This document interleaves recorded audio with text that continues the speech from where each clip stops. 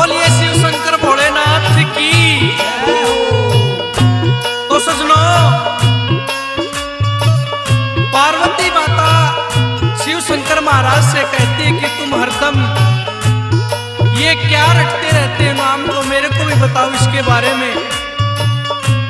तो बाबा भोलेनाथ एक ऐसी जगह पे लेके जाते हैं पार्वती को कि जहां पे दूर दूर तक कोई नहीं था, उसको ब्रह्म कथा का ज्ञान कराने के लिए लेके जाते हैं। आइए उस समय की बात है, किस प्रकार से क्या लिखा है, क्या बताया है, सुनिए।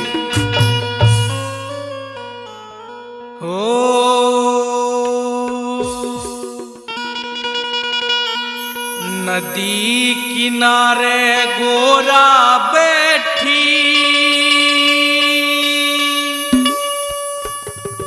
सारा भेद मैं दूं बता,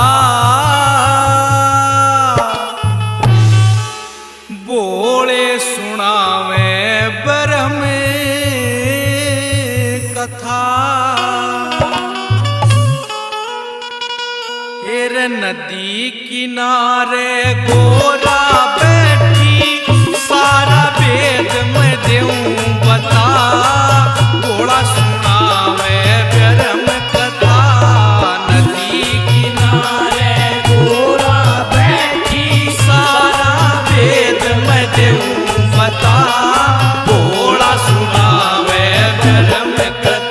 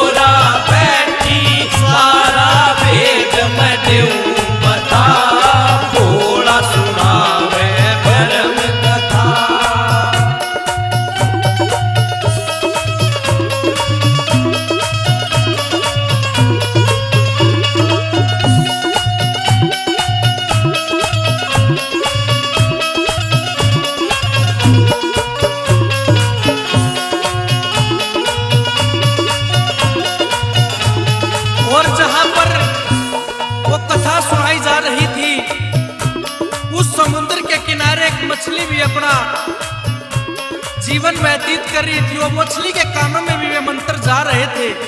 क्या कहानी बनी दूसरी कली में, क्या बताया।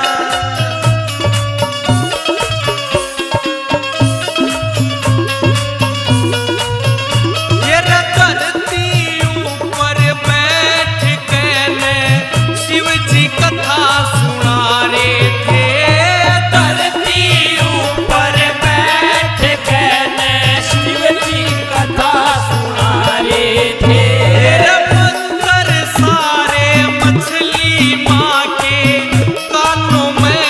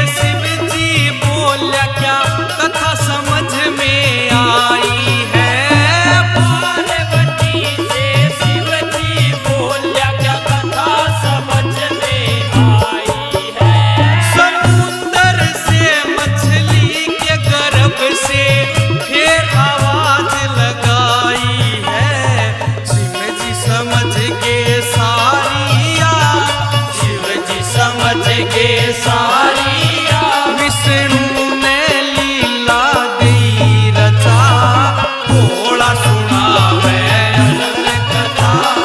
नदी किनारे गोरा बैठी, सारा भेद मैं देऊं बता। थोड़ा सुनावे ब्रह्म कथा।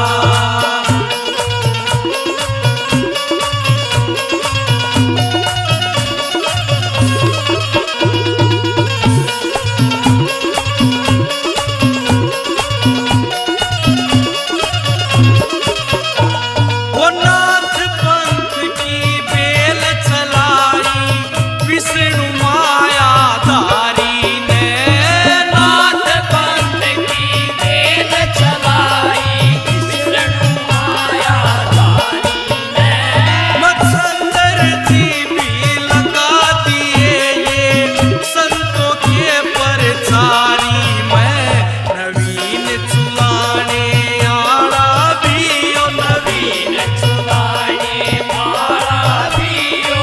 आड़ तुम्हारी शरण लगा, थोड़ा सुनावे ब्रह्म कथा।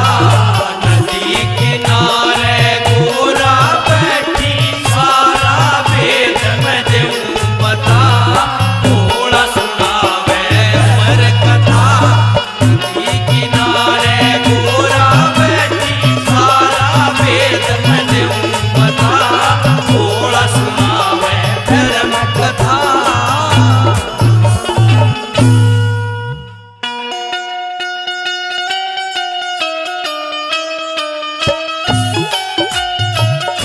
बोलिए बाबा मत्स्येंद्रनाथ जी महाराज की। तो सजनों और मछली अपने गर्भ से उस अंडे को निकालकर समुद्र तट के किनारे ले छोड़कर चली जाती है, और एक पुतला आसमान में उसको अंडा दिखाई देता, उसको चोंच मारने की कोशिश करता है, और चुकर ही चोंच मारी बुगले ने, उसमें से एक बच्चे का जन्म होता, वो रो रहा है। आइए कैसे एक भजन के द्वारा क्या बताया है सुनिए।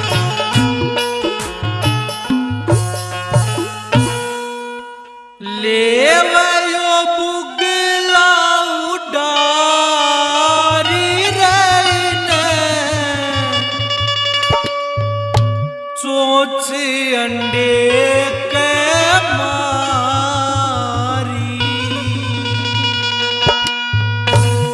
लेवयो बुगला उडारी रैने, चोंच अंडे के मारी। ओ लेवयो बुगला उडारी रैने, चोंच अंडे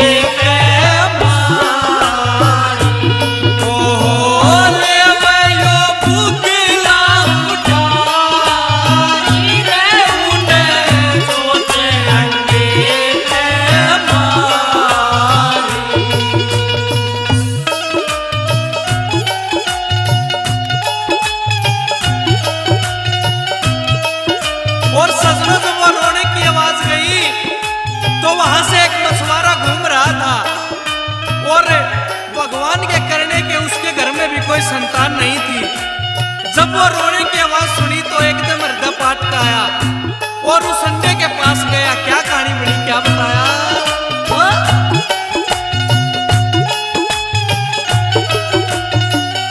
अंडे ते लिखड़ा बालक प्यारा, अंडे ते लिखड़ा बालक प्यारा, उड़े घूमे था एक बछवारा, उड़े घूमे था एक बछवारा, फिर लिया गोदी में ठारी रे सोचे अंडे के मारी, ओ ले वयो बुकला उठारी रे सोचे अंडे के मारी।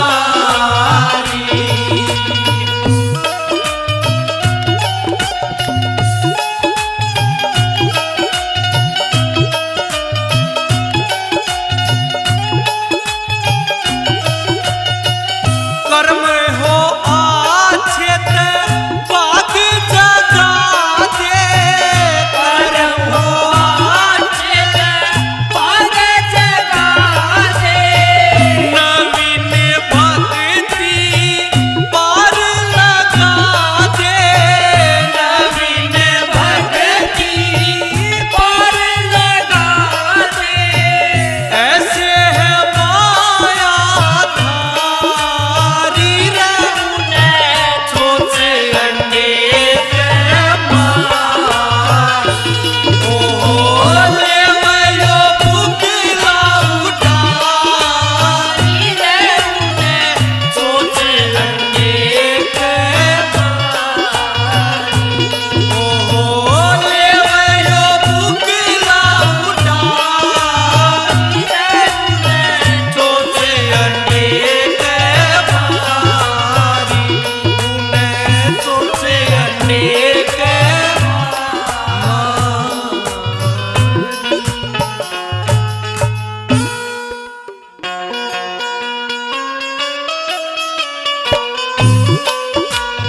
बोलिए बाबा मच्छिंद्र नाथ जी महाराज की।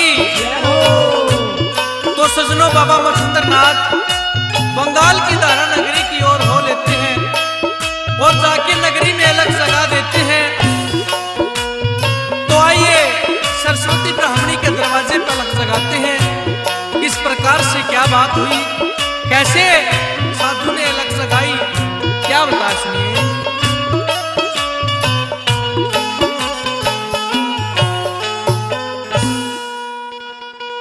हे माई जल्दी आइए री,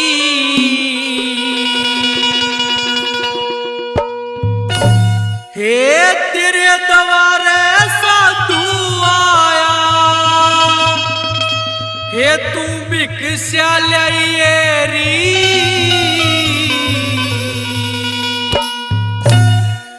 हे माई जल्दी आइए री, माई जल्दी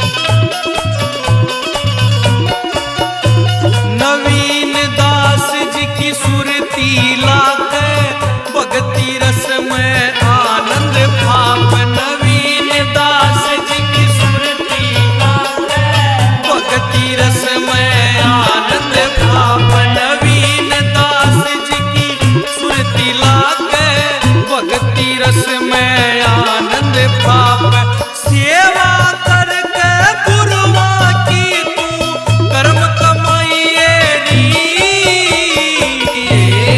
माई जल्दी आइए री हे माई जल्दी आइए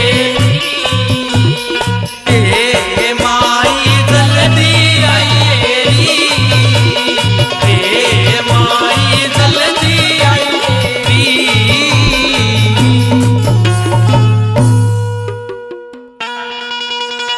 बोलिए बाबा मच्छिंद्रनाथ जी महाराज की होकर मुझ दुखिया का ख्याल हो बाबा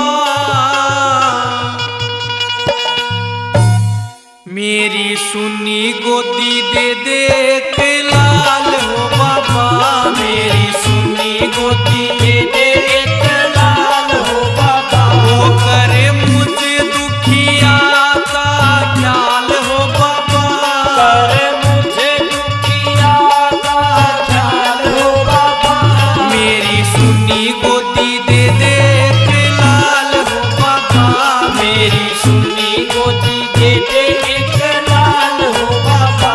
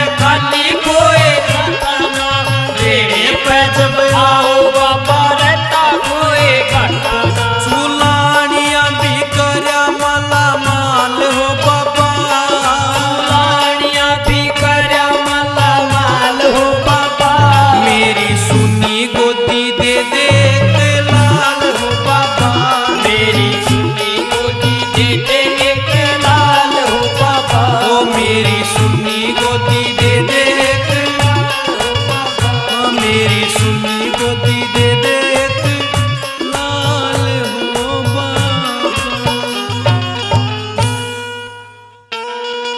बोलिए बाबा गुरु गोरखनाथ जी महाराज की जय हो। ओ धूणे पे चिमटा बजावे गुरु गोरख रोग खिलावे।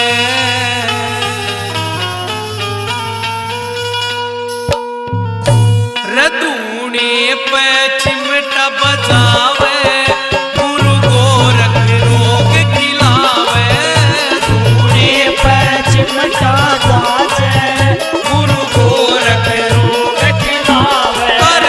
धूणे पे चिमटा बजावे गुरु गोरख रोग खिलावे।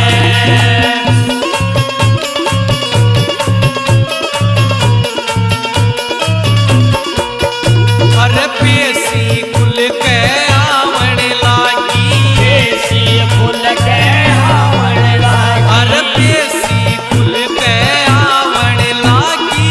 पेशी खुल के आवण लागी।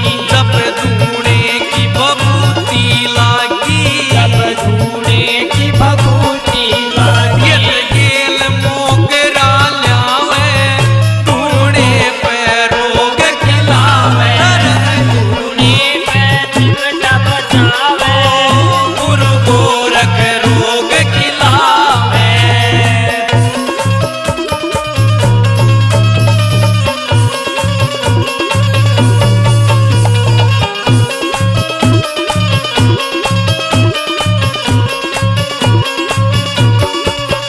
अरे अपरम पार नाथ की माया, परम पारनाथ की माया।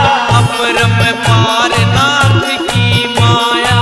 परम पारनाथ की माया। जो संकट जड़ते काट बगाया, संकट चढ़ते काट बगाया। ये चेले भजन सुनावे गुरु गोरख रोग खिलावे।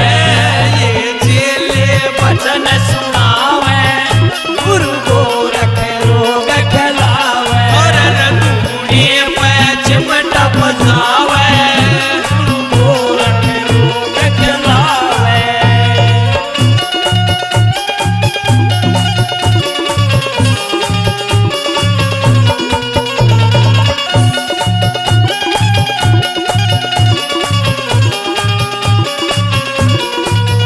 फिर धूणा चेतन 24 घंटे, चेतन 24 घंटे। धूणा चेतन 24 घंटे। चेतन 24 घंटे। अरे बाजे से डेरू के डंके, जैसे गैरू के डंके। समये ताल लगावे गुरु गोरख रोग खिलावे। धूणे पे चिमटा बजावे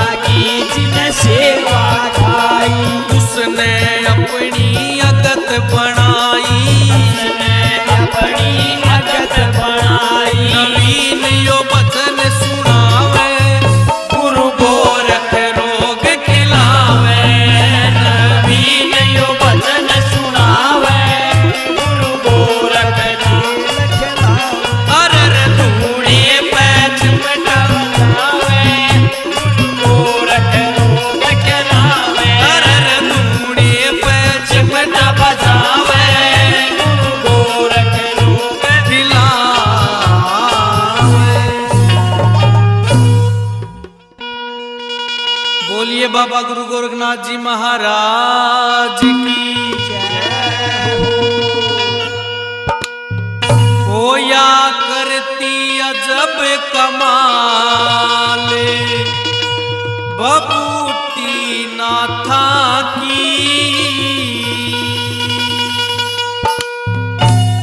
या करती अजब कमाल बबूती नाथा की करती अजब कमाल बबूती नाथा की या करती अजब कमाल बबूती नाथा की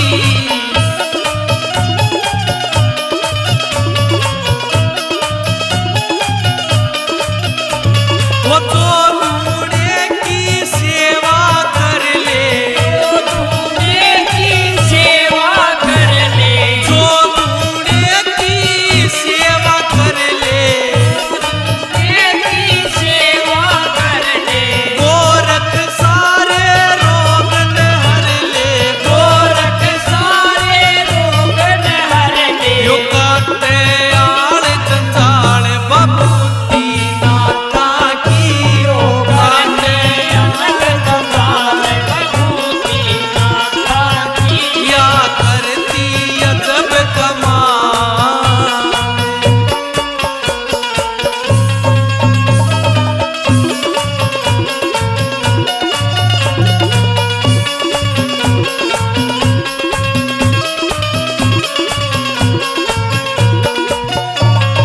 गुरु गोरख ने भगवा प्यारा गोरख ने भगवा प्यारा गुरु गोरख ने यो भगवा प्यारा गोरख ने यो भगवा प्यारा एक हाथ में यो चिमटा धार्या एक हाथ में चिमटा धार्या कर दे माला माल बबूती नाथा की कर दे माला माल बबूती नाथा की या करती अजब कमाल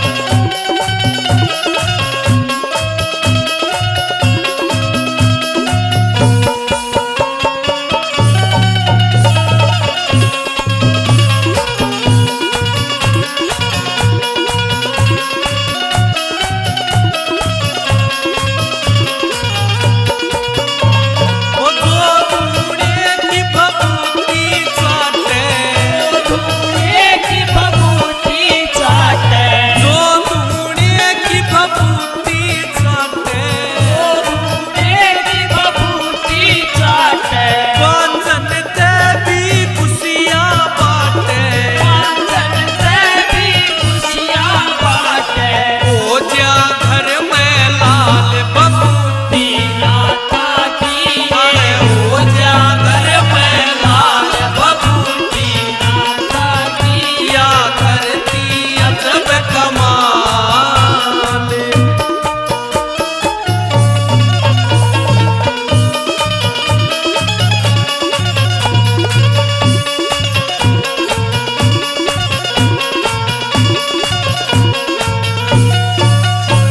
सुलाने आड़ा दास तुम्हारा दास तुम्हारा सुलाने आड़ा दास तुम्हारा दास तुम्हारा गुरु गोरख का लिया सहारा गोरख का लिया सहारा सबकी करे संभाल बबूती नाथा की सबकी करे संभाल बबूती नाथा की या करती अजब कमाल बबूती नाथा की या करती अजब कमाल बबूती नाथा की या करती अजब कमाल बबूती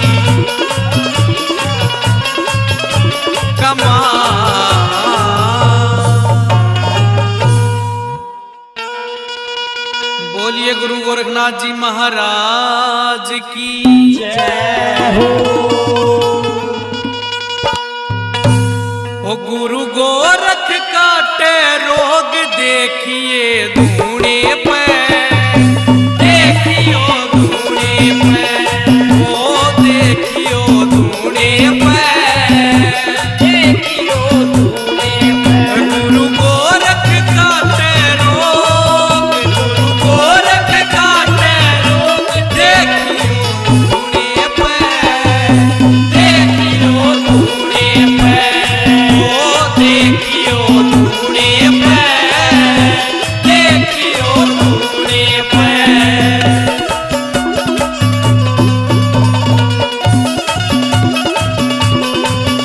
अरे गोरख का धूना लागेगा, गोरख का धूना लागेगा, भाई गोरख का धूना लागेगा, गोरख का धूना लागेगा। रोगा ने जड़ते काटेगा, रोगा ने जड़ते काटेगा।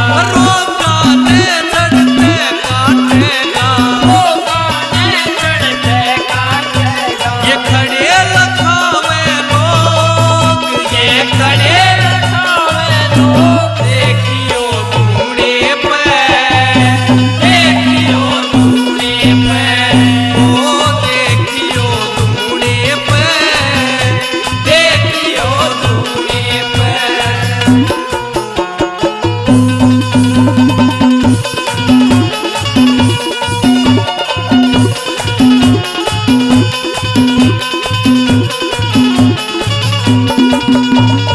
हाथ में चिमटा ठाके आवे, हाथ में चिमटा ठाके आवे। हाथ में चिमटा ठाके आवे। हाथ में चिमटा ठाके आवे। अरे धूणे ऊपर नाच नचावे, धूणे ऊपर नाच ओ नचावे। लाडू काला के भोग, लाडू काला के भोग देखियो धूणे पे, देखियो धूणे पे, ओ देखियो धूणे पे। देखियो धूणे पे।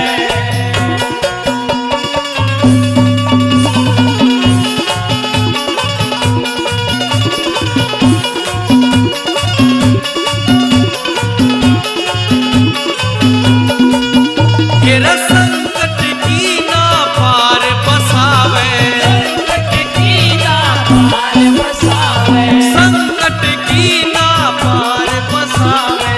संकट की ना पार बसावे। हाथ में मोग रखा के ल्यावे, हाथ में मोग रखा के ल्यावे। हाथ में मोग रखा के ल्यावे। हाथ में मोग रखा के ल्यावे। फिर चले नाथ के योग, फिर चले नाथ के योग। देखियो धूणे पे, देखियो धूणे पे। ओ देखियो धूणे पे, देखियो धूणे पे। ओ ओ